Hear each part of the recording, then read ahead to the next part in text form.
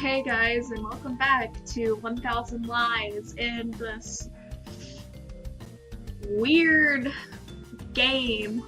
I don't know what the hell is going on. I am so utterly confused. Let's continue on with my confusion with Ziva being a weird bitch. It's over. Mission accomplished. Engine is dead. Thank you all. I hope you had as much fun as I did. I'm currently trying to sustain my laughter because I'm just so utterly confused. The spectators begin to clap. Due to Ziva's popularity, she receives the most attention. You can only hear them cheer her name. Seeing her play that kind of role is something new and bold, something the audience excitedly welcomes. A job well done. There's no better way to start the day, right, compañero? I apologize if I butchered that. I didn't mean to. I don't know that word. Also helps me get up. Then I shake off the ketchup on my clothes. What the fuck is going on? What? Oh my god, I really want to bang my head into a wall right now. This is oh my god, I'm angry. This is the sound of me being angry. I am angered. I'm so pissed off. This game is weird as hell. Aussie helps me get up. Then I shake off the ketchup on my clothes. My shirt is a complete wreck, but what could I do? It was a small price to pay in exchange for some laughs. This game's fucking weird. I don't know why I'm playing this. It's gonna drive me mad. We aren't known as the class cons for nothing. We eat pranks like this for breakfast. You weren't yourself. You were beating around the bush too much. What the hell was that about with the wedding and the kids? Believe me, bud, it's not every day that you get a confession from Ziva, even if it was just acting. It's totally normal to start picturing things like a wedding and our 4 future children together. You're being all creepy, buddy. Wasn't it 3? A lot of things have happened since then, compañero. Ignoring my friend's reproductive capacity in his dream world, I tried to get the class's attention. The show may be over, but the MC still has something left to say. Please listen, I have something to announce. Be quiet until I'm finished. Ladies and gentlemen, and Aussie. How am I not a gentleman? Because you're weird. Thank you for coming to our little production. I do hope all of you enjoyed it. But we mustn't forget to whom we dedicated this practical joke, someone who also had a small role to play. A round of applause for our already beloved substitute teacher! Please come up to the stage and introduce yourself. We didn't even know your name yet. The target of all the shouts and whistles, our victim, stands petrified against the wall, even paler than before. At first she appears frightened, then she frowns until finally she scowls and begins puffing air out of her nose like an enraged bull. What other reaction could we expect from our little prank? Right, the 3 of us end up in the principal's office. Well, you screwed up. You pissed off the substitute teacher. And pissed me off too.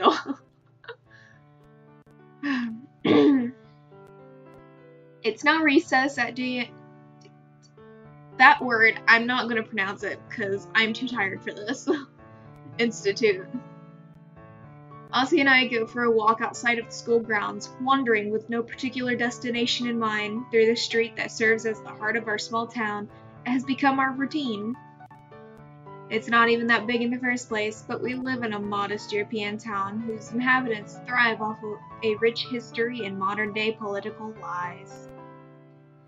I've lived here my entire life, and the only positive quality I can think of is the fresh, unpolluted air. In other words, it's really boring here. Although, it's still better to die of boredom than try to deal with these little brats back at the school. Damn, I never expected for it to end so badly. I didn't think it was a big deal. Even though we're pranking everyone more often than before, we haven't done anything too terrible. I guess that's just the risk we took with doing it to a new teacher. Some people take life too seriously. The comedian standing next to me is Aussie Eldwin. He's a perverted, narcissistic guy who can't decide whether he loves women or his own reflection more. He calls himself a lady killer, and I can confirm that it's true, in literal sense, from shock and terror usually. Well, to be honest, I know he has a reputation as a womanizer around the school, but from what I've seen, I'm skeptical. He has stuck to me like a parasite ever since I transferred to this school a few years ago. Since then, just like with our little play, we've wasted our time pulling pranks and being dumbasses together. Well, at least you're honest with yourselves. I'm just faking it, but he really has a natural talent for it. Because of our infamous endeavors, no one can take us seriously. That's why we're known as class clowns above all else. In all the years we've been studying here, we've never gotten into any major trouble, just sometimes getting lectured or complained at. The fact that Ozzy, although it may seem impossible, has the highest grade in his class probably has something to do with it. And I'm just a pretty face, I guess. I'm a lucky guy who knows how to escape before the smoke sets off the alarm. But it seems we've scared the new teacher a little too much, especially by pretending she might have an immoral relationship with a student. That's bad. But what else should we have expected from an age that places precedence on political correctness? Real issues are shrugged off while everyone is off living in their own bubbles, dreading that someone may try to pop it. Basically, right now, they're discussing where they should chop our heads off and which weapon to use, axe or guillotine. I don't regret it though. It really wasn't that bad. They're just too sensitive. Hey, are you listening to me? Are you doodling again? Every time I get distracted, you always have your nose in that notebook. It's impressive how long it can take for Aussie to notice his surroundings. Since we left, I've been writing in the small pocket-sized book that I always keep with me. And no, I wasn't listening to him. I don't consider it healthy to pay attention to him anyways. I've asked you a couple times already. Are you going to show me what you're writing eventually or not? We've been friends for like 6 years? Still, you've never let me see it. I puff and close the notebook with my thumb and index finger. It's a question that I should expect by now, seeing as this fixation of mine usually catches everyone's attention at some point. No, it's not weird to write entries in a diary or to jot down ideas, neither of which was what I was doing. It's only because I do it so often that it's even noteworthy. What am I writing? No, Aussie, your question is incorrect, seeing as I'm not the one who's writing anything. It's my hand, it moves by itself. Every time I have the premonition of a catastrophe, my fingers themselves scribe a future into this notebook. I've been keeping it as a secret because his power, if put in the wrong hands, could be used for evil. This game is weird. Catastrophe. Wait a second. Are you shitting me? Catastrophe? How? Am I in danger? My friend's verbosity suddenly accelerates within a second. Meanwhile, I open the notebook and read what I'd just written, then turn my gaze away and bite my lip. Hey, I don't like that face. What did you just read? I hope it's not something harmful to me. At that very moment, I shiver. It was as if lightning had struck me. With no control over my body, I write a short sentence on a new page, and then rip it out as the premonition finishes. Okay, now you're really freaking me out. What did you write? I can't tell you. Hand it over! Aussie snatches the crumpled sheet of paper away from me. Finally, while trying to keep a composure that he clearly lacks, he reads its contents. The time is quickly approaching. Something worse than death will hunt you down. Oh, snap. Ah! I only touched your shoulder. Why did you jump? Are my favorite guys. I've got good news. What kind of premonition was it this? Ugh. Words are difficult today. What kind of premonition is this, Ciar? Well, I wrote about something worse than death, and then Ziva came along. I think it hit the mark. What are you talking about? And why do I get the feeling that it isn't good? Let's not get into the details. Ciar was writing in his notebook again, and I wanted to know what it was, since he never tells us. I'm reading too fast, so I'm tripping over my words. Ziva moved her gaze from Mossy to me, blinding me with a sparkle shimmering from her eyes so brightly that it resembles a lighthouse. Oh, so Endian was compulsively writing in his notebook again. Can I see what you wrote too, eh? Can I? She tries to steal my pocket-sized notebook by jumping on me, but since I'm used to trying this kind of thing, I manage to evade her in time and hide it away in my back pocket. Hands off, Siegmundfried. Geez, so unfair. If you won't show it to me, then your treatment will never progress, Endian. Don't be deceived by her charm and appeal. Ziva Shani is one of the most dangerous species in the world, according to 9 out of 10 experts. Well, most of my fellow fauna will tell you the opposite, since they're all madly in love with her. To me, Ziva's nothing more than a headache. I mean, just look at her. It's like she's straight out of an RPG with those clothes, but since she's attractive, everyone just turns a blind eye. I don't know, is this like fourth wall breaking? But they're not like actually like speaking to me, so I don't know. This game is so confused me so. If I had to describe her, I'd say she's a wannabe psychologist with a touch of insidiousness and deceit, who has also been determined to ruin my life since the very first moment we met earlier this year. Her dream is to go to college and focus on the studies of the human mind, and what better practice than experimenting with mine first. Somehow she found out about my habit of scribbling in my notebook, which she described as interesting, and hasn't stopped bugging me since. She decided I'd be her test subject.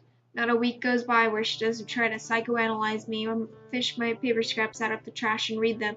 Even worse, sometimes she tries to steal my notebook so she can discover its secrets.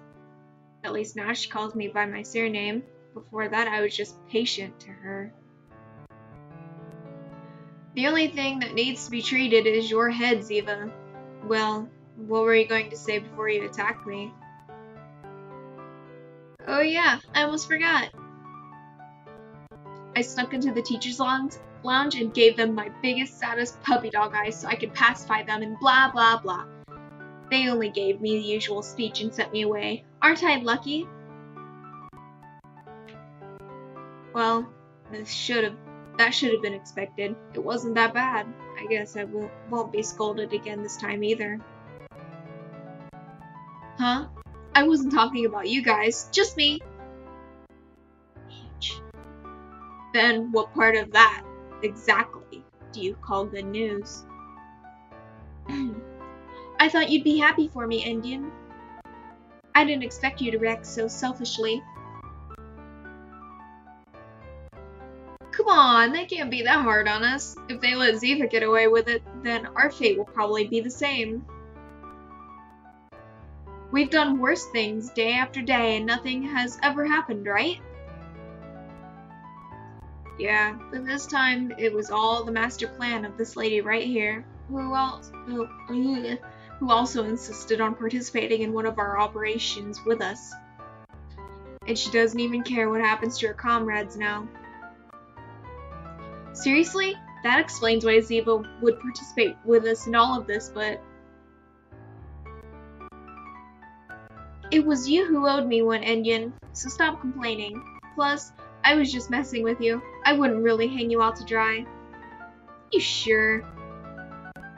You don't have to worry about anything. The substitute is angry, but the rest of the staff didn't really take it seriously. The only thing you've got to do now is apologize to her and shed some crocodile tears to show how very sorry you are and you're finished. See how easy it is? I can't believe you don't trust me, Onion. You have such little faith in me.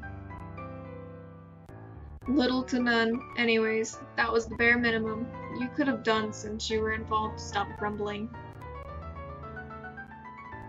I did help you though, so I want a favor in return. Can you come with me to... Request denied. No favors. Jeez.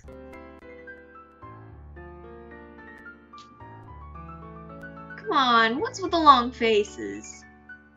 Remember how in less than a month finals begin? Less fighting and more having a good time so we can leave this place with a good impression, okay?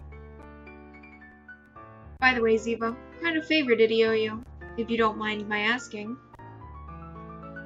I think this is the first time I've heard of CR owing anyone a favor without a bet somehow being involved. Hell, not too long ago he wouldn't do anything unless there was a bet involved.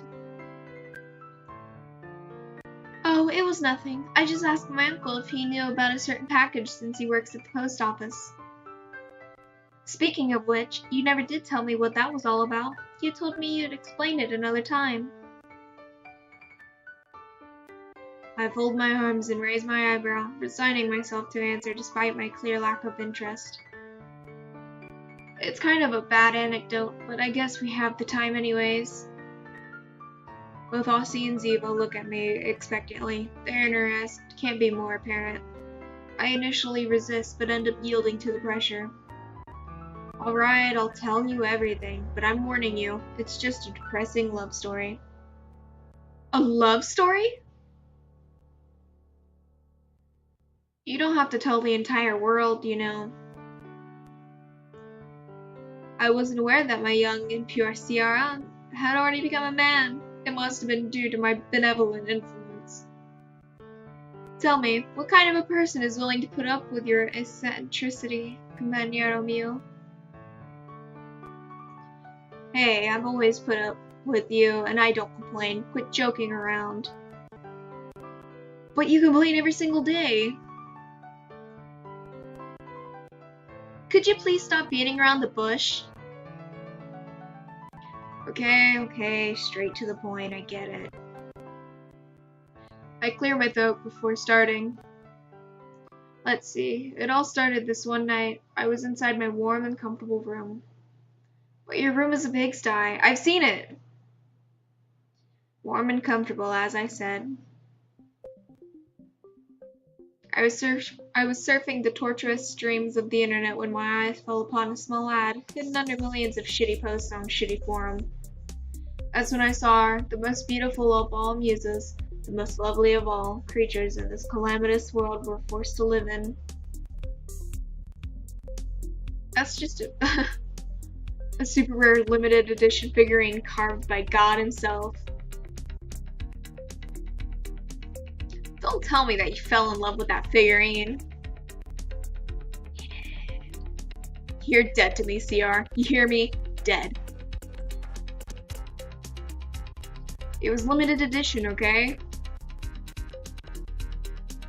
Ah, that changes everything. What is wrong with you? Are you going to let me finish or what? Not even memories are respected nowadays. You humans disgust me. For heaven's sake, can you please just finish? As I was saying, tribulations soon come to pass. Price, loads of money. Its price, much like its charm, went beyond the realm of reason. However, I didn't let that stop me, for my love of those 4 inches of hard, solid, shapely plastic outweighed the death knells of my wall. Just that. I couldn't help but laugh at that laughter. Although I had now condemned my soul to future insecurities, my heart was aflutter with grace and I hit purchase. Now I see where all of this is going. Huh? Seriously? Well, he never got his delivery. That's why he asked me if I could ask my uncle to check it out. But that doesn't make sense. Couldn't you just ask the post office yourself? Here's the problem. I didn't order it under my name. I bought it with my dad's credit card without him knowing about it, kind of. So I can't even pick it up. That's the drama I've imposed upon myself right now. You can leave your snot rags and tear tissues in the garbage to your left. Thank you very much. Sorry, I didn't mean to bump the mic there. I apologize for that. Now, a round of applause.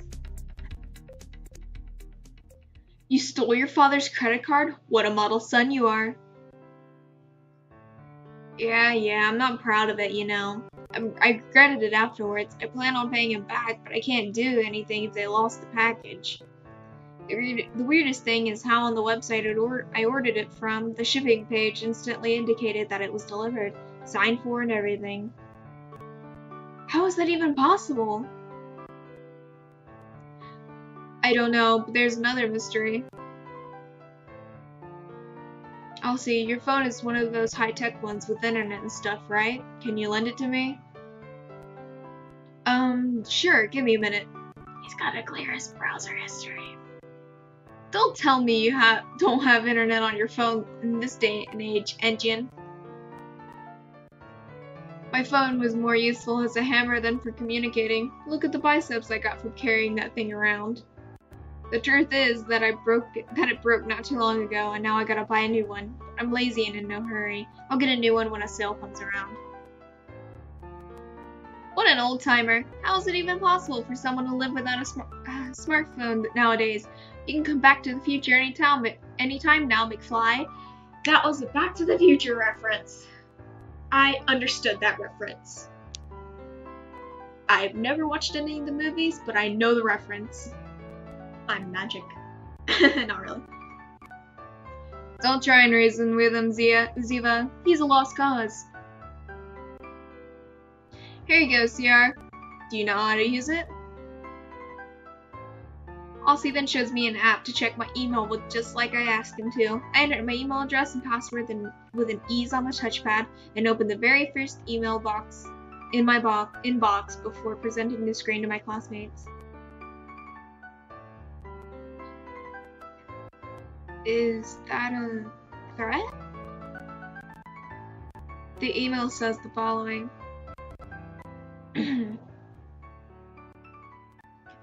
From Harry H.